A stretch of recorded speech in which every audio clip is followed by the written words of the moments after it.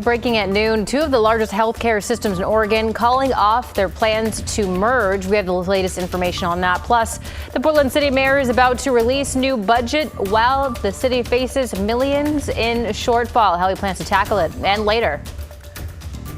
And this will last generations and generations. Clackamas County celebrates a new courthouse ahead of opening. That marks the end of a decades-long hope to replace the old facility. Your news at noon starts right now.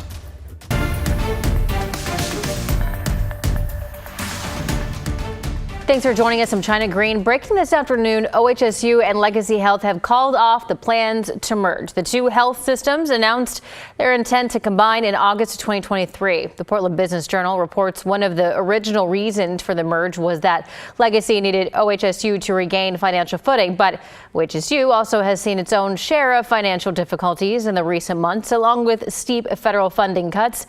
In a statement, OHSU says the best way to meet the needs of the community is to, quote, move forward as individual organizations. The Oregon Nurses Association, which supported the merger deal, also released a statement saying, quote, while we are disappointed with their decision, this will not have an impact on ONA's ongoing work to organize frontline caregivers. In just a few hours, Portland Mayor Keith Wilson will present the Portland's city budget, addressing the city's $93 million budget gap. In a budget overview released this morning, the mayor calls for a, quote, back to basic approach, focusing on fiscal responsibility. Core services such as communications, equity, human resources, and more will be redesigned with a goal of reducing costs by 20% over 2 years. And the budget does not rely on new taxes, but it will propose increased fees for parking, parks, permitting, stuff like that. The budget will also increase investment in public safety, including expanding the Portland Street Response Team. Mayor Wilson spoke at his first State of the City address on Friday. My budget prioritizes core services, community assets, public safety, and green leadership. We're also going to strengthen funding to clean our streets, fill our potholes, and remove graffiti. Mayor also says that the city will minimize layoffs as much as possible and prioritize reducing external contracts and other spending. We'll be live streaming the mayor's press conference addressing the budget. It's scheduled for 2 o'clock this afternoon. You can watch it on KGW Plus, available on Roku, Fire TV, and Apple TV.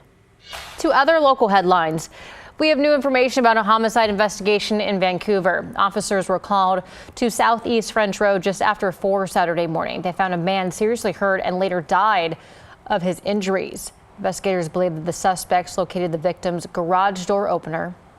Then they entered the victim's garage, where they confronted and shot the victim. Vancouver police say there is no information that the suspect and the victim knew each other. The suspects have not been identified. The Clackamas County Sheriff's Office believes its Marine unit recovered the body of a missing kayaker who went over the Willamette Falls in Oregon City last month. The body was found yesterday, and while the county medical examiner will work to confirm the identity, the Sheriff's Office says it's likely that of 20-year-old Marcellus Rodriguez. Rodriguez was visiting the area from California last month. He got here April 12th, and later that very same day, he was seen struggling in the Willamette with his kayak before going over the falls.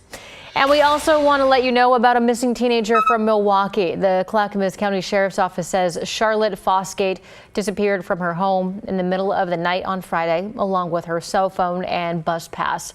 Her last known location was at the St. John's Bridge in North Portland. Charlotte's family says she's autistic, struggles with her mental health, and has not been taking her medication. If you see her or know anything about Charlotte's disappearance, contact the Clackamas County Sheriff's Office. Headed over to Rod Hill for a look at weather. What a beautiful day. I know, China, have you been outdoors at all this morning? Not yet. Oh, you're going to love the afternoon. All right. Good afternoon to you at home. All of our cameras are clear. You know, for years I've said, when Astoria is having a gorgeous sunny day, we are all having a gorgeous sunny day. And that is literally almost always true. So let's see what the temperature is. 60 degrees, the north wind up there on the hill, or actually down at the airport is where the report is. We look out over the Astoria-Meckler Bridge. And the entire coast is this way. Here's a beautiful Depot Bay, and there's 101 and downtown. Sea looks to be pretty quiet as well. Not much of a chop coming in. That's the camera from the Channel House looking up to the north. And there's our beautiful state capital. 63 in Salem. The wind is north at 8. Part of the weather story today is not only warmer than the weekend, where temperatures held in the 60s, but not as breezy either. We're at 65 right now in Portland, a west-northwest wind at 10 miles per hour. We're certainly poised to be easily jumping up into the 70s. I have a 77 at 4 o'clock, and then still 72 and still perfectly clear at 8 o'clock. Mother's Day. Is it possible it could rain on Mother's Day, even though it hasn't rained much at all for the past, 6 weeks now? I'm bringing this up for a reason. Your forecast for the 7-day and Mother's Day, that's coming up. Thank you, Rod. After a 5-year pause, federal student loan repayments resume today. And financial experts say that there could be millions of people across the U.S. who did not budget for the change. In an op-ed, U.S. Secretary of Education Linda McMahon wrote that borrowers who don't make payments on time will see their credit scores go down. In some cases, wages will be automatically garnished. And experts say now is the time to develop a plan. It's really important to proactively address this as soon as possible. And that typically means understanding your student loans. What do you owe? What type of loans are they? Number 2 would be, okay, what are my options that are available?